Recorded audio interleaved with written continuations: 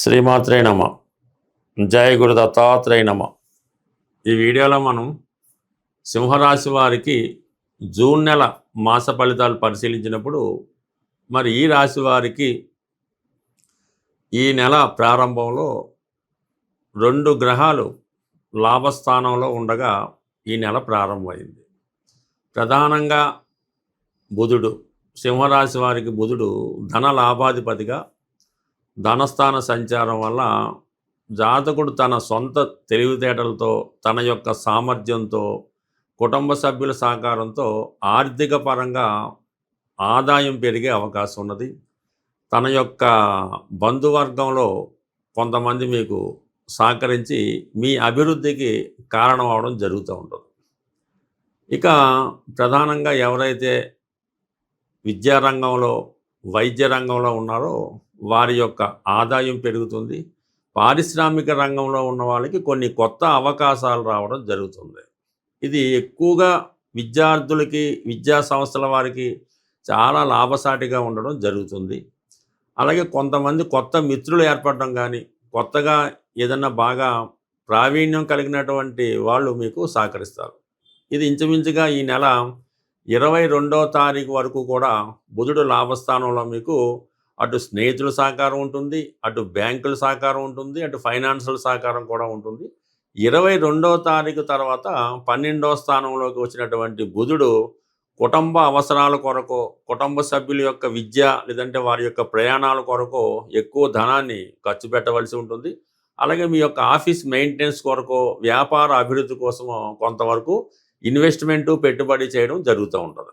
ఇక ఎక్కువగా ఈ రాశి వారికి కలిసి వచ్చేది ఏంటంటే దశమ స్థానంలో రవి ఈ జూన్ 15 వరకు దిగ్బలుడై చాలా బలంగా ఉండడం జరుగుతుంది. అది అధికార హోదా కలుగుతుంది. అధికారులు మరింత బాధ్యతంగా ప్రవర్తిస్తుంటారు. రాజకీయ నాయకుల యొక్క పని ఒత్తిడి పెరుగుతూ ఉంటుంది. ఇక 15 జూన్ తర్వాత రవి లాభస్థానంలోకి వస్తాడు. ఎప్పుడైతే రవి 11లోకి వచ్చాడో ప్రభుత్వ రంగ సంస్థల ద్వారా రుణ ప్రయత్నాలు ఫలిస్తాయి. తండ్రి గారి యొక్క సహకారం పెరుగుతుంది. అధికార హోదా కలుగుతుంది. అలాగే ఉద్యోగస్తులకు కానీ, వ్యాపారస్తులు కానీ ఆదాయం సడన్గా పెరిగే అవకాశం ఉన్నది. మల్టిపుల్గా ఎక్కువ ఆదాయం, సంపద పెరుగుతూ ఉంటుంది. గౌరవ హోదా కలిగినటువంటి వ్యక్తులు సహకరిస్తుంటారు.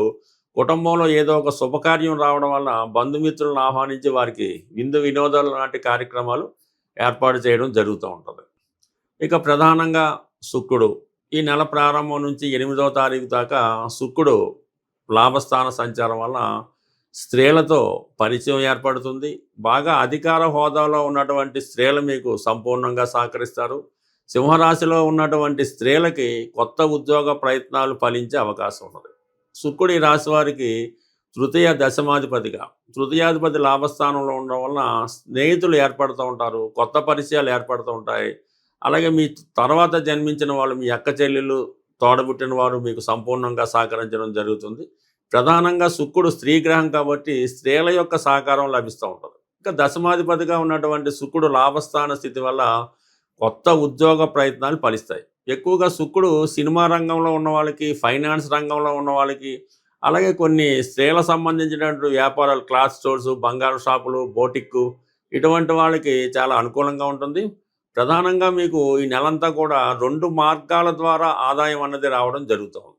అలాగే ఇంచుమించుగా జూన్ 8 తర్వాత శుక్రుడు 12వ స్థానంలోకి రావడం ఉన్నాడు. దశమాధిపతి వ్యయంలోకి వచ్చినప్పుడు సాధారణంగా స్థానచలనం జరుగుతూ ఉంటుంది. వ్యాపారస్తులు తమ వ్యాపారాన్ని విస్తరించే నిమిత్తం ఒక చోట నుంచి ఇంకో చోటకి మారడం జరిగే అవకాశం ఉన్నది. అలాగే మరి కొత్తగా పెళ్ళైన దంపతులు ఏదైనా హానీమూన్ లాంటి ప్రదేశాలు వెళ్ళడం కానీ, కొత్త ప్రాంతాలు సందర్శించడం కానీ జరిగే సూచనలు ఉన్నాయి. ఇక అన్నిటికన్నా ఇంపార్టెంట్ అంటే కుజుడు ఈ రాశి వారికి యోగకారకుడు, చతుర్థ భాగ్యాధిపతిగా ఈ నెల ప్రారంభం నుంచి 20వ తారీఖు వరకు భాగ్యస్థానంలో కుజుడు సంచరిస్తూ ఉంటాడు. అది వ్యక్తిగతంగా రియల్ ఎస్టేట్ రంగంలో ఉన్న వాళ్ళకి చాలా బాగా రాణిస్తుంది. మీ సంతానం ఎవరైనా విదేశంలో ఉన్నా, స్వదేశంలో ఉన్నా వారికి కొత్త ఉద్యోగ అవకాశాలు రావడం జరుగుతూ ఉంటుంది. వ్యక్తిగతంగా మీకున్నటువంటి స్థిరాస్తుల వాల్యూ పెరగడం వల్ల మార్కెట్లో మీ వాల్యూ చాలా వరకు పెరిగే అవకాశం ఉంది. జూన్ 20 తర్వాత కుజుడు దశమస్థాన సంచరిస్తూ అక్కడ కుజుడు దిగ్బలుడై ఉంటాడు. ఆ కారణం వల్ల ఇది పోలీస్ డిపార్ట్మెంట్ వారికి, అలాగే మిలిటరీ వగైరా వృత్తుల్లో చేస్తున్న వారికి చాలా కాన్ఫిడెన్స్గా మీరు ప్రయత్నం చేస్తూ ఉంటారు. అలాగే ప్రధానంగా కొత్త ఉద్యోగ ప్రయత్నాలు చాలా వరకు ఫలిస్తాయి. ఇవన్నీ మీకు పాజిటివ్‌గా ఉన్నప్పటికి కూడా ఒక అష్టమ శని ప్రభావం వల్ల ఆఖరి నిమిషంలో చెయ్యి దాకా వచ్చింది చెయ్యి జారిపోవడం, ఏదో చిన్న అనర్హత కారణంగా మీరు మీ పదవి నుంచి తప్పుకోవడం గానీ, పదవికి అనర్హత రావడం గానీ జరిగే అవకాశం ఉంది కాబట్టి ఎక్కువ టెన్షన్ ఫీల్ అయ్యే అవకాశం ఉంటుంది ఈ అష్టమ శని వల్ల. అందువల్ల ముందుగానే మీరొక ప్రయత్నం చేస్తున్నప్పుడు ఆ ప్రయత్నంలో మీకు అన్ని పేపర్స్ కరెక్ట్‌గా ఉన్నాయా? అది మాకు కరెక్ట్‌గా మీకు దానికి అర్హత ఉందా? లేదా? ఎటువంటి ఎనకాల ఏమైనా కోర్టు కేసులు గాని, ఏమైనా చికాకులున్నాయి. ఇవన్నీ చూసుకొని ఫెయిర్‌గా ఉన్నప్పుడే ఆ ప్రయత్నం చేయాలి తప్ప, ఇటువంటి చిన్న చిన్న ఇబ్బందులు, మైనస్‌లో ఉన్నప్పుడు ఆ పదవికి ప్రయత్నం చేయడం వల్ల అది పదవి రాదు. పైపెచ్చు అన్‌పాపులర్ అయ్యే అవకాశం ఉంది కాబట్టి, ఈ విషయంలో చాలా జాగ్రత్తగా ఉండడం మంచిది. అక్కర్లేని విషయాల్లో తలదూర్చడం కన్నా, మీ పనిగా ఇంపార్టెంట్ విషయాలు చూసుకొని, ఇతరుల బాధ్యతలు కాకుండా మీ యొక్క సొంత బాధ్యతలు మీరు చూసుకున్నప్పుడు తప్పకుండా ఇవన్నీ కూడా మీకు అనుకూలించే అవకాశం ఉంది.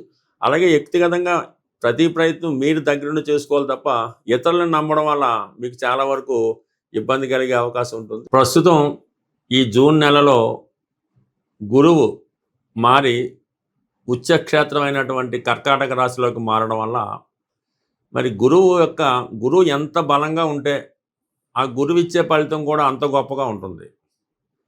జ్యోతిష్ శాస్త్ర ప్రకారం గురువు ధనకారకుడు, సంతానకారకుడు, జ్ఞానకారకుడు, అదృష్టానికి కారకుడు. సహజ భాగ్యస్థానం అయినటువంటి ధనుస్సు రాశికి అధిపతి అవటం వల్ల గురువు యొక్క అనుగ్రహం ఉంటేనే విదేశ ప్రయత్నాలు, విదేశ ప్రయాణాలు, ఉన్నత విద్య, సంతాన యోగం కలుగుతుంది. అంటే ఏ రాశి వారైనా సంబంధం లేదు. ఇప్పుడు గురువు ఉచ్చులో సుమారు 153 రోజుల పాటు సంచరించే సమయంలో గురువు యొక్క అనుగ్రహం కోసం గురుగ్రహ పరిహారం చేసుకోవడం వల్ల మీకు గురువు యొక్క అనుగ్రహంతో ధనయోగం కలుగుతుంది. సంతానం లేని వారికి సంతానం కలుగుతుంది. అంటే గురువు యొక్క అనుగ్రహం ఏ విధంగా పొందాలి అంటే, కేవలం గురువు అంటే దత్తాత్రేయుడు, దక్షిణామూర్తి, మీకు విద్య నేర్పిన గురువు, అలాగే మీ తల్లిదండ్రులు, వీరిని సేవించడం వల్ల, వీరిని పూజించడం వల్ల మీకు గురుగ్రహ అనుగ్రహం లభిస్తూ ఉంటుంది.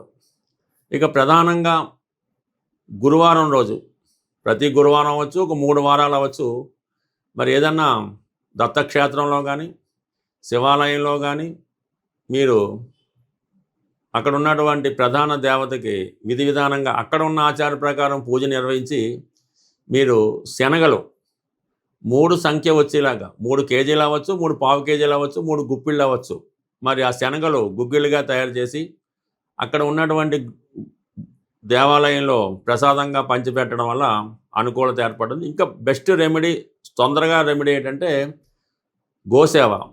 ఏదైనా దేవాలయంలో ఉన్నటువంటి గోవును కానీ, గోశాలను కానీ దర్శించి ఆ గోసేవ చేయవలసి ఉంటుంది. అంటే గోసేవ అంటే ఆ గోశాలని చక్కగా శుభ్రం చేయడం, శుభ్రంగా క్లీన్ చేయడం, గోవుకి సౌకర్యంగా అది గాలి తగిలేలాగో అక్కడ పడుకునే ప్లేస్ శుభ్రం చేయడము, ఇవన్నీ కూడా శుభ్రం చేసి ఆవుకి మరి గోపూజ చేయడం వల్ల, మరి గోవుకి నానబెట్టిన శనగలు నైవేద్యంగా అంటే ఆమెకి ఆహారంగా పెట్టడం వల్ల ఈ గురువు యొక్క అనుగ్రహం తొందరగా రావడం జరుగుతుంది. మీరు జీవితంలో ఎప్పుడైనా గురుద్రోహం చేసి ఉంటే, అంటే తల్లిదండ్రులు సరిగ్గా చూడకపోయినా, మీకు విద్య నేర్పిన గురువుకి సరైనటువంటి పరిహారం చెల్లించకపోయినా, కృతజ్ఞత లేకపోయినా, అలాగే కొంతమంది పెద్దవాళ్ళని దూషించిన ఈ యొక్క గురు శాపం తగులుతూ ఉంటుంది. ఆ గురు శాపం ఉన్న వాళ్ళకి గురువు ఇబ్బంది పెడుతుంటాడు కాబట్టి, ఈ సమయంలో మీకు ఎవరైతే విద్య నేర్పిన గురువు, పని నేర్పిన గురువు, తొలి అక్షరాలు నేర్పిన గురువు ఉంటాడో